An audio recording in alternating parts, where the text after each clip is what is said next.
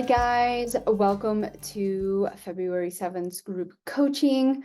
As you know the drill, if no one is able to join, I rant and rave about whatever is coming up actually in my private sessions or over on social media. So actually with one-to-one client and one client that's in the live group coaching that gets some one-to-one access. The topic of smoothies and protein shakes and these powdered foods that have like a lot of food in them has come up, and I want to kind of give you the pros and the cons of these types of food supplementations, because really that's what it is. It's a supplementation of a real food. Um, are we lucky enough to live in a time that we have access to these things? Absolutely. But at the same time, it's not something that we want to overuse when we are in a healing phase, because the body is going to recognize real food over more so, right? More so than foods that have literally been turned into powder and can sit on a shelf for months, if not years. And like I say, like I'm glad we live in these times. I'm glad we have this access. It definitely helps us out in our busy lifestyles that we lead, and sometimes we can't not have a busy lifestyle because it funds our life and it funds our fertility experience, whether that is through coaching or doing medical treatment. So one thing that came up is whey. So there's a lot of protein shakes that have whey in them. Obviously, if you're a vegan or maybe even a vegetarian, you're staying away from whey, but you can also be intolerant to whey, which one of these clients is intolerant, and she wants to find a better substitute for her busy lifestyle when she's not able to access a meal, because the reality is that I'd rather you grab one of these products or make yourself a shake than go through the McDonald's drive-through, right? We got to do the best that we can do in every situation. So there are some really good protein from pea that we can get as long as you're not intolerant to pea. So you got to make sure double check that. But as I'm looking into different products, it's really important to still hyper focus on the ingredients. And I have fallen for this too, because my journey was in the UK, and it was so long ago that the gluten-free protein, or not protein, what am I trying to think of, like Whole30, like wasn't a really big thing, and the section in the grocery store was like this big. So there wasn't really many options. So I really truly didn't use anything as a substitute. I didn't eat bread. I didn't eat pastas. I stayed away from rice. That's just how it was. Now there is so many more better options for those free from alternatives, but also there is some really good marketing, and some companies out there, I'm not saying that they're doing it on purpose, but they're capturing this market that is trying to do better, but put a lot of crappy ingredients in them, especially rancid oils, soy-based products. I'm just trying to think of like what was the thing that I saw. Oh, stevia.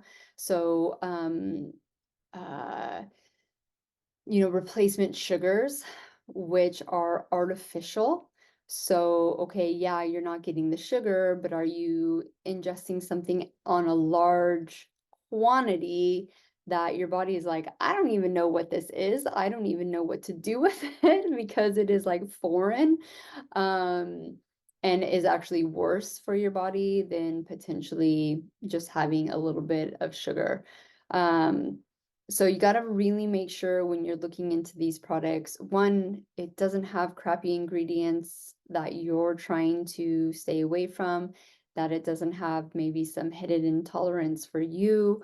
You know, it could be easy, really easy to get sucked into like, oh, this is so amazing for health, but you're intolerant to it. It's always important too that when you're introducing new things that you listen to your body, you know, just because it's like this organic, you know, perfect, perfectly crafted thing, if you have it and you feel like crap, listen to your body. It's not good for you. The other thing too is that these are for emergencies. I definitely have one client right now who is, and I mean, it's just, I feel you, I feel the pain, right? I found the perfect protein shake for me. It has like literally 50 ingredients in it. It works. Do I have to give it up? And the the long answer is no, you don't have to completely give it up, but we have to be radically honest. Okay, you found something that quote unquote worked. Is it really working for you?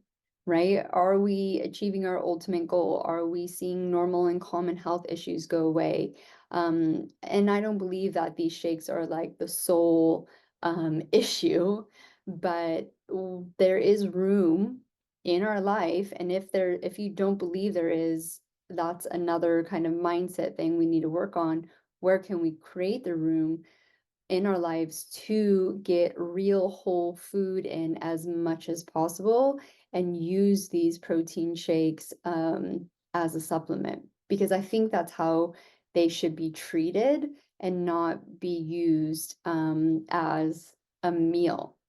I know my best friend um, does shakes every single morning, and she's like, "Do you want one?" And you know, I'm like, "Yeah, I'll have one with you," you know. But it's a rare occurrence. I wake up and make myself any type of shake for the morning or at lunchtime. Shakes for me. So, okay, so that's the protein shakes, right? Where it's basically the thing is already, you just add water or whatever you add to it, milk. I don't think you would add milk to it, but and you drink it. And then you're like, that's a whole meal. I've had a whole meal. The same thing with making a shake, which might have some protein powder in it, and you're adding your vegetables, maybe you're adding definitely some fruit in there, and maybe any other ingredients.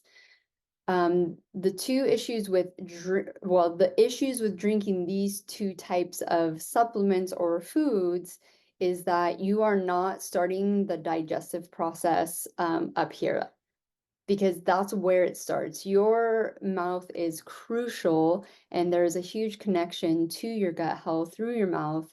And the saliva that kicks in, you know, the different processes. I'm not going to go into like the nitty-gritty of it. I'll put a link if you want to get super scientific on it. But chewing your food and chewing your food slowly, because that was a huge issue for me. I grew up at the table where it was like shovel it in, and I don't even know why. I think it was just something my mom brought in because she grew up on a ranch and a farm, and they had to like eat as fast as you can with 9 kids to get, you know, what you needed and then out the door to go back to work. But I mean, we didn't live that lifestyle, but we definitely, for me, it was like fast, right? Eat as fast as you can. And so, slowing down and chewing our food and being present with a meal, you just don't get that with the shake, right? A lot of the times when we're making these shakes, and I know when I make a shake, it's for a quick fix. It's because I don't have an extra 20 minutes, or I haven't made time to have an extra 20 minutes to sit down and eat. And I know that I can pack this little, you know, jar full of amazing stuff for what I need, but we are not completing the process, if that makes sense. So there could be issues of breakdown of nutrients, you know, your gut being able to get the nutrients and stuff. I see this in a lot of my clients who are on clean eating diets. Their gut health just isn't like up to scratch to even take in the nutrients that they're putting into their body. So their diet really isn't working for them. So when you do use a protein shake, or a shake that you make with real food, you want to have something alongside that you can eat. So today I made my husband a shake actually, and I got the end of it, and I opened up a big orange. We get these sumo oranges here in Hawaii in the winter time, and I slowly ate this orange while I was drinking this shake through a straw to help with that process of like, okay, body, here comes some food. It's amazing. Please do what I want you to do with it. But starting those process, because when you just suck it through a straw or you just chug it, you're not getting that at all. And it is a pretty crucial thing to long-term digestion health, right? If we are waking up every single morning or our lunch every single afternoon is a shake and we're slamming it and we're going out the door, it's not doing anything for us. I mean, it might fill you up. You might psychologically think, okay, I've done good. But there's so many little things that we're missing that add up to big results in a long-term, consistent process, right? This is all, you are what you do consistently. So it's really important to have that and even be present when you're having your shake, right? Um, Taking a few moments of deep breath, maybe before you consume it, because I know sometimes it's just on the go, right? Honoring it, just slowing down, even just a fracture could really make all the difference in your long-term healing. So that's super important. And this, I'm going to link some of the protein powders that I found that don't have whey in them that you can possibly use. Also, I highly recommend when I make my shakes, I add meringue powder. It's very similar to sea moss, which I'll also link that you can put into a smoothie. It's so nutrient dense, and you don't need a lot of it to get the nutrients that you might be missing. Um, but what you also need to think, especially if you're using protein powders, what else do they have in them in regards to supplementation? Because we might be overdoing our supplementation if we're using these protein powders that are packed full. I think like A1 sent me some stuff and it was like, there was so much in it. It was ridiculous. And it was a replacement for your like one a day supplement. But you got to think of that too when you're looking at these ingredients. Okay, how much magnesium am I getting? Is there extra magnesium in here? How much magnesium do I have in my supplementation? Am I using magnesium salt baths? I know it could be like a little bit overwhelming, but just make sure that if you are using a powder that is packed full of stuff, maybe that day you don't need to take your multivitamin. So be really aware of that. I won't link anything, but obviously folic acid is something that we want to be conscious of. A lot of people just don't process folic acid. It's just like the synthetic sugar supplements. It's man-made. So a lot of people's body are just like, WTF, what is this? So it's really important to know how much of it you're having, because it's fortified in a lot of foods. And the cool thing is when you go to a clean eating diet, you get rid of a lot of those foods that are fortified with iron and folic acid, which are probably like not the best forms. And you're getting it through your food. That is, the ultimate goal is really to get what we need from our food, most of it, and then bring in supplementation, bring in these whey protein shakes as a supplementation for the times we are living life and just on the go. Um, so I think that is it. Wanted to talk about like your digestion and eating, the ingredients. And yeah, I mean, I think I talked a little bit about this at the very start, but we have to be aware that these things aren't real food.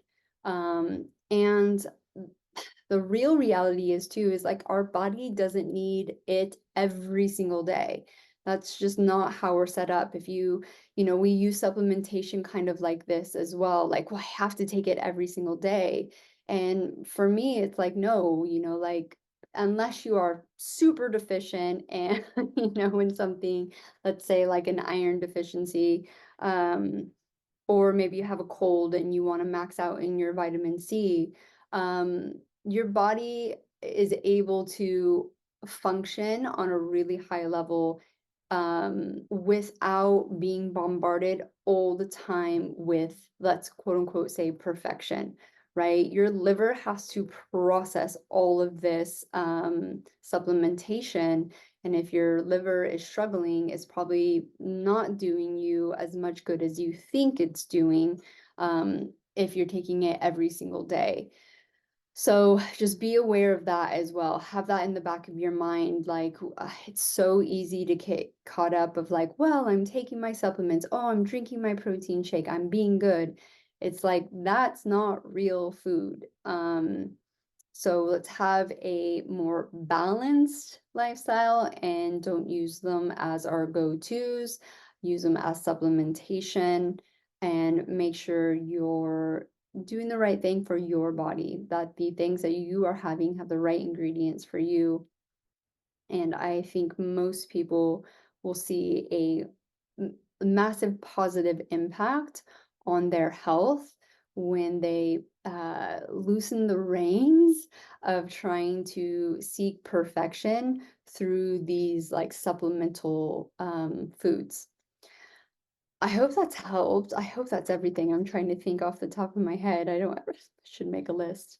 Okay, so I hope that has helped you guys. If you have any questions, make sure you ask them down below in the comments area. Check out the links, and until next time, have a great day.